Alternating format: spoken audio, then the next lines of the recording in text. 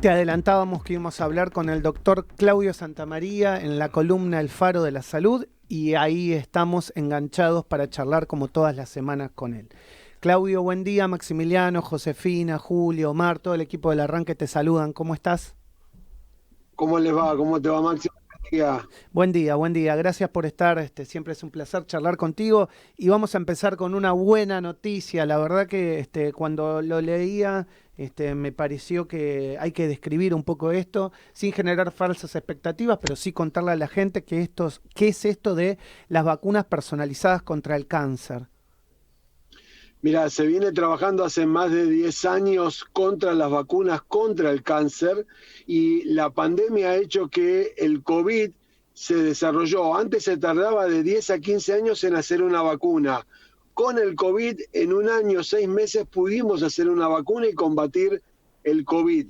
Y entonces se adelantó por toda la plata que se puso y la investigación, y ahora están haciendo, ya pasó la primera etapa, vacunas contra el cáncer de pulmón, vacunas contra el cáncer de páncreas y contra el cáncer de cuello y cabeza, con muy buenos resultados y con pacientes que revierten, porque el ARN, para que se pueda entender, introducen mensajes, las células producen proteínas y de esa manera se puede atacar el cáncer. La verdad que se abre un camino nuevo y es una buena noticia este desarrollo de la ciencia. Ahora, en este desarrollo de la ciencia, y solo no sé si realmente lo investigaste, pero sí me gustaría que por ahí lo aclaremos. ¿Estamos hablando de gente que ya tiene el principio de la enfermedad o es con carácter preventivo, como siempre entendemos a las vacunas?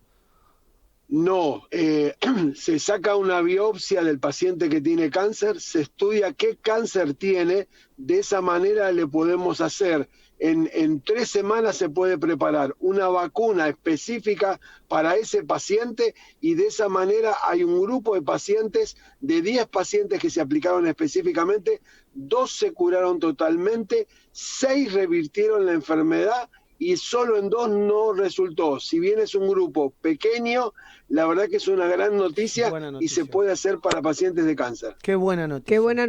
Qué buena noticia, Claudio. La verdad es que es una alegría esto que estás contando.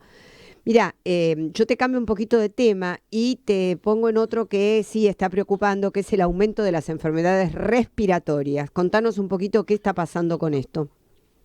Mirá, no solo están aumentando las enfermedades respiratorias, tengo internada a mi nieta en este momento con bronquiolitis y neumonía, que hace 3 días, la verdad que muy preocupante, y hay un aumento de infecciones respiratorias por 3 causas importantes. Uno, la relajación en las medidas de prevención. La gente no usa barbijo, dejó de lavarse las manos, no usamos alcohol gel, y con el frío nos encerramos y los virus respiratorios están haciendo un banquete con nosotros. Hay pandemia o brote de gripe, COVID y virus sincicial respiratorio en los chicos. Por eso es importante mantener todas las normas de prevención que aprendimos contra el COVID, porque tenemos un aumento de consultas en las guardias. Si bien no está saturado el sistema de salud, cada vez hay más contagios, Josefina. Terrible esto. Bueno, ojalá que lo de tu nieta sea Lo solucionable supere pronto, vamos a pasar a otro tema, que es el tema de las infecciones sexuales, que van en aumento, y realmente es preocupante porque uno siempre tiende a pensar que hay educación, que se profundiza la educación, que se habla más del tema, pero sin embargo las infecciones sexuales van en aumento.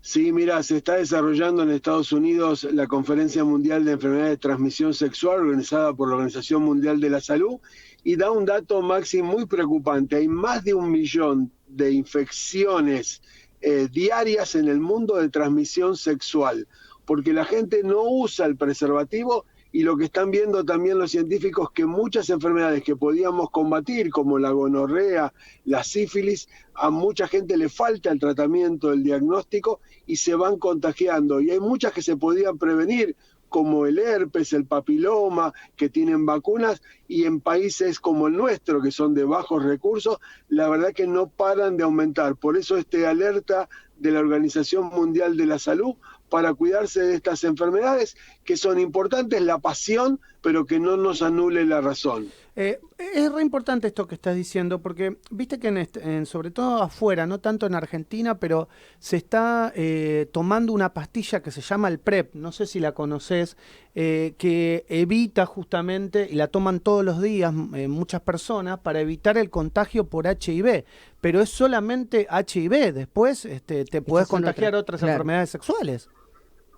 Mirá, no conozco este medicamento que contás, sí sé que en la Argentina están aumentando las enfermedades porque los chicos y los adultos también dejaron de usar preservativos, tenemos aumento de sífilis y sífilis congénita, clamidias, gonorrea, muchas enfermedades de transmisión sexual, porque es cierto que el HIV se convirtió en una enfermedad crónica, ya no mortal, porque tenemos tratamiento, la verdad que eso es una suerte, pero se pierde la cantidad de enfermedades y los daños que produce a la salud corporal. Muy importante, y yo te agradezco que podamos hablar de este tema tan importante en la radio. Sí, cambiamos de tema y es no menor hablar de lo que está pasando con el clima, el cambio climático y los efectos que tienen en la salud.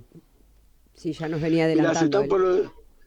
Dos temas muy importantes. Uno, el cambio climático y el aumento de la temperatura no solo genera incendios en Canadá, en Grecia, en Italia, y también está trayendo este aumento de la temperatura, casos de dengue. Por ejemplo, en la Argentina, en la primera quincena de julio hubo 2.000 casos de dengue, porque el mosquito vive más por este aumento de la temperatura y está llevando el dengue a otras naciones de América y también de Europa. Hay que tener mucha atención con esto del cambio climático. Claudio, se está hablando bastante sobre el tema de la mayoría de las recomendaciones sobre la felicidad. Me parece que no son tan certeras estas recomendaciones. Contanos un poquito, a ver. Mira, yo les agradezco a ustedes este espacio y siempre, como para cerrar el tema de salud, han hecho una revisión sobre 500 estudios y recomendaba que para ser felices había que hacer ejercicio, estar en la naturaleza y hacer meditación. Y los científicos han encontrado que esto es poco efectivo. ¿Qué han encontrado efectivo para llegar a la felicidad? Dos cosas muy importantes. Lo primero es ser agradecido, la gratitud. Y lo segundo es la interacción humana. Los seres humanos necesitamos estar en contacto con los demás. La pandemia nos ha alejado, nos contactan con las máquinas. Los seres humanos, para ser felices, necesitamos estar con los otros, y por eso a mí me alegra cada semana estar en contacto con ustedes. Y a nosotros con vos. Plenamente. A nosotros con un vos. abrazo enorme. Un abrazo. Gracias por eso. Un abrazo y que tengan buen día. Un cariño grande. Un abrazo a tu nietita. Adiós.